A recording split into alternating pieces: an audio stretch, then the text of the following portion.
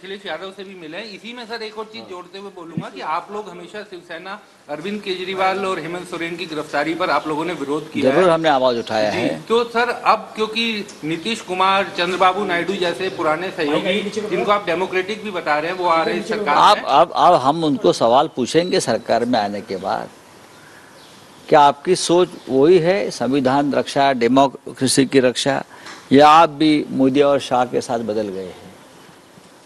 इस देश के 2 चुने हुए मुख्यमंत्री को जिस तरह से जेल में डाला है, हमारे जैसे सांसद हो और कोई मंत्री है सबको जेल में डालकर आप राज करना चाहते हो, क्या ये आपको मंजूर है? ये सवाल तो हम उनको पूछेंगे।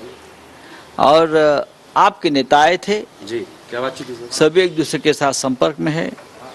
अभी वो गए हैं तृणमूल कांग्रेस के नेता से मिलने।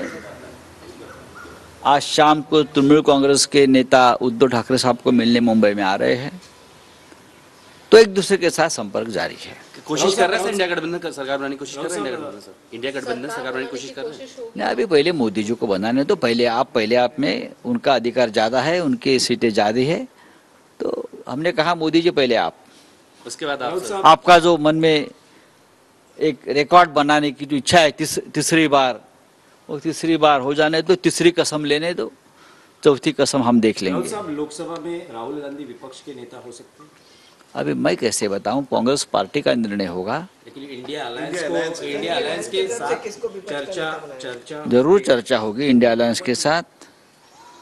राहुल गांधी जी को मैंने बार बार कहा है कि नेतृत्व करना चाहिए। वो जनता देश के नेता बन गए हैं, तो संसद में भी इंडिया का नेतृत्व राहुल जी ने करना चाहिए।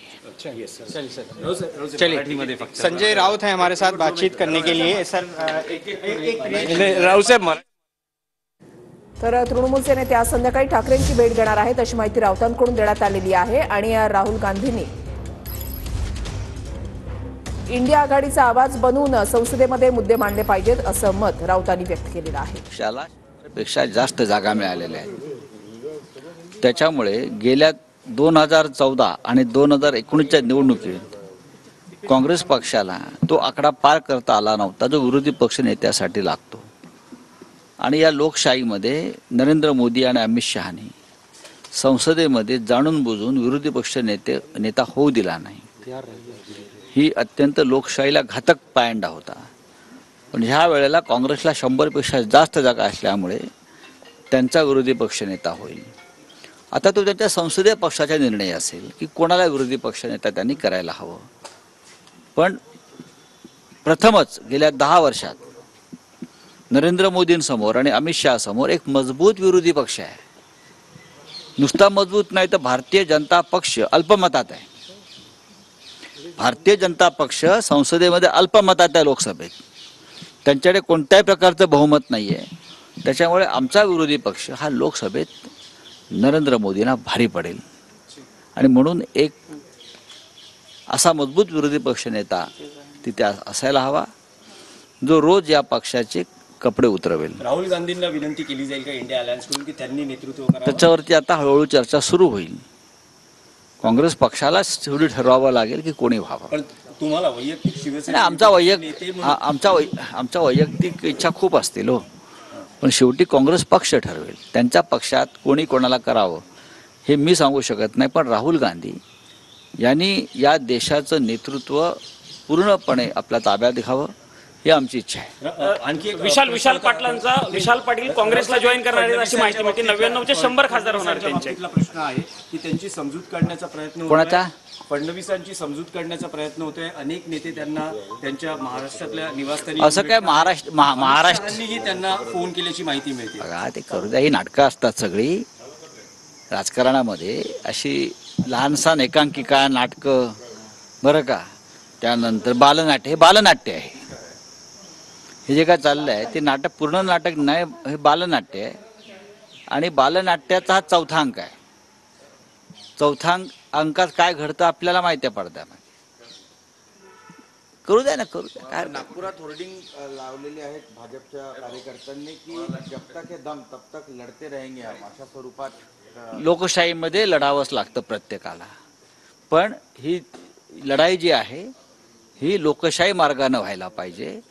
तुमचा जो प्रश्न आहे विशाल पाटलांचा, बघा विशाल पाटील यांच्या विरोधात आम्ही सांगलीत निवडणूक लढलो. शिवसेनेला अपयश आलं, विशाल पाटील जिंकले. लोकशाहीमध्ये जो जिंकून येतो त्याचं स्वागत करायचं असतं. आमचं वसंतदादा पाटील, त्यांचं कुटुंब, विशाल पाटील यांच्याशी व्यक्तिगत भांडण कधीच नव्हतं आणि नाही.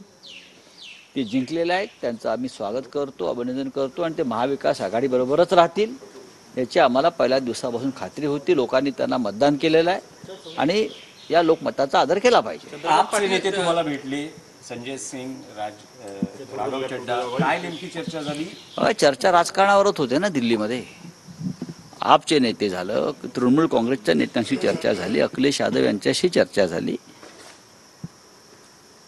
उद्धव ठाकरे यांच्याशी अनेकांशी दूरध्वनीवरून चर्चा झाली.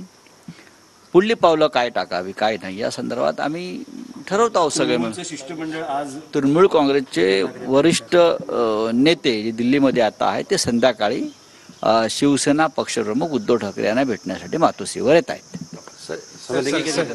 सर एक मिनिट सर,